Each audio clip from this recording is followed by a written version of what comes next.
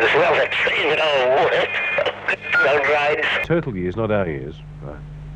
They're mutants, not because they don't speak, but because they really fell in the poo, didn't they? All together, and they became all weird, and they attacked people. Is that right? Do they leave the sewer to go to the toilet? Do they? They do it in the sewer, the toilet. It's a good point, isn't it? Do they speak in Japan type or American? American Teenage Mutant Ninja Turtles. And do they have babies? Are they mutated in that area? Anyway, that's just in case you haven't seen it. Now, you probably know as much as I do, which is not very much, except that they live in the sewers. Why not? And sewers and drains are not exactly the place for fun and games, not for humans. The Teenage Mutant Ninja Turtles are leading some of our youngsters astray. Creating a fad worldwide, the New Yorkers with shells on their backs are causing headaches here in Australia. Parents have complained of mimicking. First it was the violence, but now it's gone much deeper, underground in the drains and sewers. I love being a turtle! There, gangs of youths are carrying out their fantasies, calling themselves cave clans or drain dwellers. The inference is there that they're following this ninja turtle type of situation. Evidence is such that police are having to step up their unusual patrols and have urged parents to do likewise. With children of primary school age as well as teenagers disappearing, those in charge fear the worst. They could get hit with a flash flood and be washed away, and they will be drowned. The children weren't able to distinguish between what was happening on the cartoon program and what real life was about. Using maps and torches to navigate, the time they spend under the streets is getting ever longer. Sightings of children around storm water drains have been worst in Melbourne's eastern and northern suburbs, but the trend has now spread across the country. Richard Lewis, World Tonight. A little bit frailer than I thought we were. No opinion. Makes even to Teenage Mutant Ninja Turtles. Yesterday, Pamela Graham went into a stormwater drain to report on young Ninja Turtle fans emulating their cartoon heroes who live in the sewers and surface to fight evil. We warned how dangerous those real-life drains would be if they suddenly filled with water. But if you realise that this drain takes water from a catchment which is several kilometres in area, and a heavy storm over that catchment could put a large volume of water into this drain very quickly. Well, overnight Melbourne was swamped with 41 millimetres of rain. The drain did fill rapidly. You can see how quickly it can happen. Bring to your show on the Teenage Mutant Ninja Turtles. Children have been going down drains long before the Teenage Mutant Ninja Turtles have been around. Shows like yours are highlighting the sewers and encouraging more children to go down the drains. I myself may try it. Shame, Darren. Shame.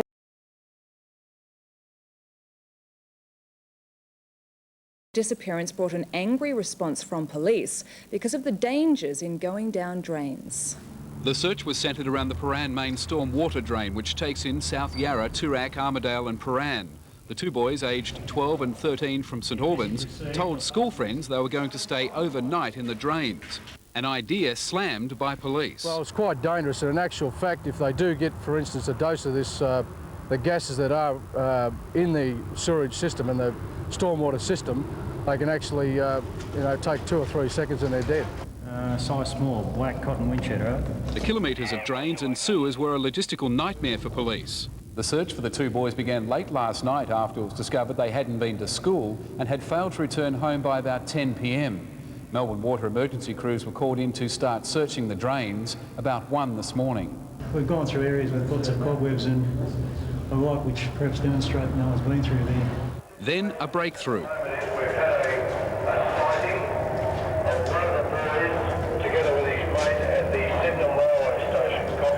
Sergeant Laurie Morgan of St Albans Police found the missing boys walking along the Keilor-Melton Road. They informed me they had not been to the drains, although they do know about them. The boys told police they spent yesterday in the city and slept by a dam near Sydenham railway station last night. Simon Breer, 7 Nightly News. Prod where few have dared to tread before them. Melbourne Water threw open the local sewer, which it started to rebuild. Nick McCallum joined the unique sewer tour. Who says there's nothing to do on weekends in Melbourne? A tour of the city's most infamous sewer, complete with guide. It's hand dug all the way down. Really? Yep, yep. Last November, the century-old Epsom Road sewer collapsed, causing raw sewage to pour into bayside beaches. We'll just jump out of the cage. 4 months on, PR damage control by Melbourne Water, the first ever large-scale sewer tour to show off the start of a new sewer here. And we're going to dig a tunnel. It's going to go through where that steel plate is there, all the way up to the top of the street. But the reason most residents spent their Sunday in a sewer? Because they've been doing this for so many months and it's so noisy and it's so dirty and it's so disrupted our lives. I want to see what's going on down there that's taking them so long. But the tour of this sewer was a once-in-a-lifetime opportunity. Tomorrow, tunnel boring begins down here. The new sewer should be finished in June, but despite today's success, Melbourne Water has no plans to reduce its ballooning debt with sewer tourism. If everyone could come down here, it would be good. So everyone could see what it was like under the ground. Things like this interest me.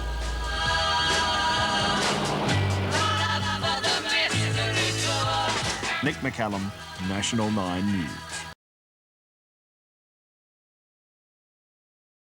Sydney's first white settlement. The Tank Stream beneath the city is a system of tunnels that once held our first water supply.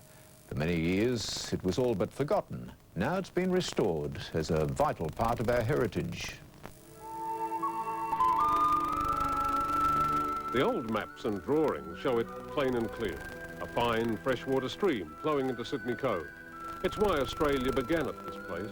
It's why Governor Phillip and the first fleeters made their camp here, Saturday, January 26, 1788. Struggling against the severe drought of those first few years, the infant colony depended, quite literally, on the stream for survival. To store the water, convicts cut deep tanks in its sandstone bed and the name stuck. But as other water sources were found, the tank stream slowly fell to pollution and to encroachment. By the 1850s, it was covered with brick archways and soon vanished beneath the rising city. It survived as a storm water drain. Today, years of careful heritage repair work was shown off. The original bed cleaned, the 150-year-old roofing restored. As fascinating as the place is, it's just too dangerous, apparently, to open it up to public inspection. During heavy rain, the tank stream can fill, and fill rapidly.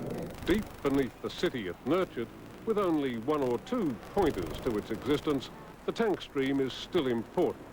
And importantly, it's still there. Peter Harvey, National 9 News.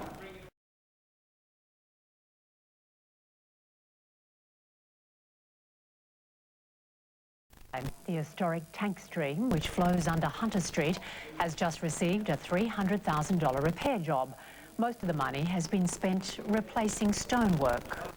Heritage work was done both at this point and a little further down on the stonework. Contractors had punched through the roof of the tank stream and damaged some of the stonework. The covered stream is now used as a stormwater drain. It's closed to the public for safety reasons. Alan Rascal says moves are afoot to preserve the now disused main outfall, a key factor in the city's growth a century ago. It may not look like much, but this humble sewer line is credited with allowing Melbourne to thrive, so much so Heritage Victoria has moved to list it on its state register. This is a really important piece of industrial technology for Melbourne, and it probably enabled Melbourne to become the city that it is today. It took 1,300 men to build the sewer between 1892 and 1894, the project stretching an impressive 23 kilometres from the old Spotswood pumping station to Werribee Farm. Even more amazing was the fact it was built during a depression and at a time when typhoid was rife, waste having been collected by hand and dumped wherever possible, earning Melbourne an unenviable reputation. Melbourne was known as Smellborne by external commentators. The sewerage system might never have been built if not for the determination of the Board of Works. A £1 million loan secured from England was lost when the banks collapsed during the Depression. The sewer carried all of Melbourne's effluent until the 1960s, Melbourne Water, which owns the line, supporting calls for it to be listed. Oh, I think it's a great thing. I mean, 100 years of a sewerage system is part of Melbourne's history, and that needs to be preserved. A bike track is also planned to run alongside the old sewer. A decision on the heritage listing is expected in late May. Alan Ruskell, National 9 News.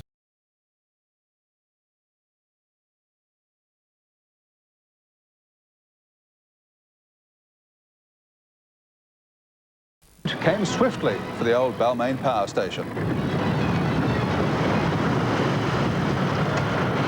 Then 4 cranes attached by cables gently pulled down what was left.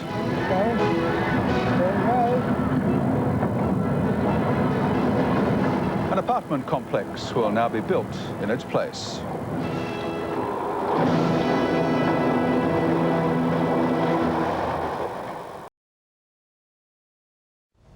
Good evening. A teenager remains in a critical condition tonight after surviving a 25-metre plunge through the glass roof of Melbourne's famous Block Arcade. Security cameras captured the moment he landed amongst horrified onlookers. Christy Cooper reports. Queuing outside a restaurant, no one expected what came next. A teenager smashed through the Block Arcade ceiling and landed at the feet of stunned onlookers. Terrified, everybody was in shock. A lot of the girls that actually saw the body were in tears and had to be taken away. Police believe a group of teenagers had caught the lift to the 4th floor, where the man climbed over a safety fence. We believe he was trying to graffiti in somewhere that nobody else had been. The 18-year-old scaled the top of the wall before somehow losing his footing. He plunged 15 metres before smashing through the glass ceiling, then continued a further 10 metres before hitting the ground. Both the glass and a light broke his fall. His 2 female friends can be seen shortly afterwards, witnesses saying they were hysterical. Screaming and wanting to come to him. Seconds earlier, a woman in red took a step forward, unknowingly saving herself from being crushed.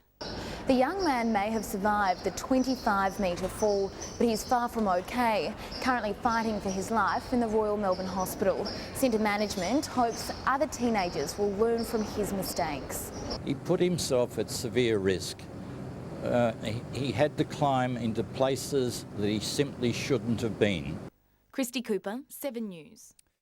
The smells of trees and old water, no drains. The smells of trees and old water, no drains.